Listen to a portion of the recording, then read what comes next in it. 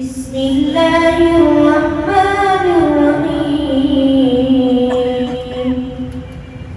الرحمن علم القرآن خلق الإنسان علمه البيان.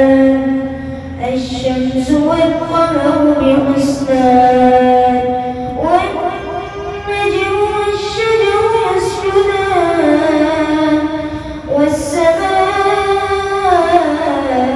رفعها ووضع الميزان ألا تطغوا في الميزان وأقيموا الوزن بالقسط ولا تخسروا الميزان والأرض وضعها للأنام فيها فاكهة والنخل ذات الأكمام والحب ذو العصف والريحان فبأي آلاء ربكما تكذبان